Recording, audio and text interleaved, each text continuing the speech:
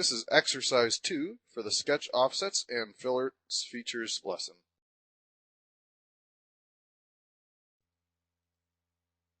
We're going to again start exercise 2 with a inch part file, and then we can save our file in our working directory as exercise 2.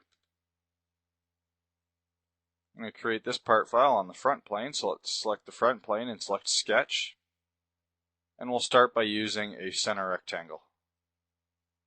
Sketch our center rectangle, and then we'll sketch a circle in the center, and I'm going to just activate my Smart Dimension command and lock these entities in before we get going too far. So I'll go ahead and dimension my sketch entities, the overall width to 4.5 inches, the height to 2 3/4, and the circle to 2 inches. Now next I'm going to add my line for the center of my slot. I'm going to put a point on the midpoint of that line. Now we can select our line and select offset.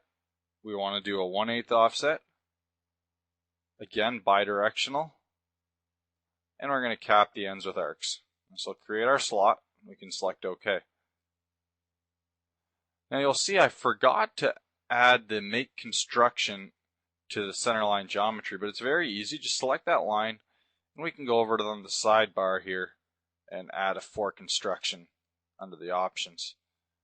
You can see now that line is for construction. Okay, next we're going to add 2 center lines, one vertical and one horizontal.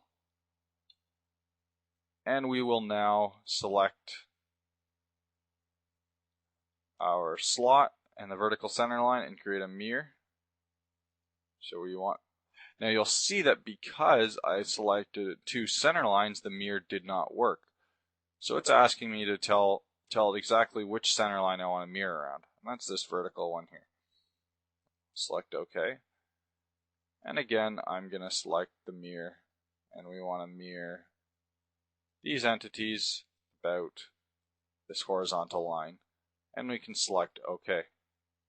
Now we simply have to define our slot. I've added that midpoint relationship on the line so that when we add our Smart Dimension, we can dimension the center to center location of that slot. Now obviously we could have simply went from 2 corresponding points. But when you look at the sketch, it's a little nicer to immediately realize that it is the center to center location. And again, we'll dimension the vertical distance. And lastly, on any one of these slots, because they're all connected together, we're going to dimension the width of the slot, and we want the slot to be 1/2 inch long. Let's go ahead and select features and extrude, and we want to extrude to a depth of 1/8 inch and select OK.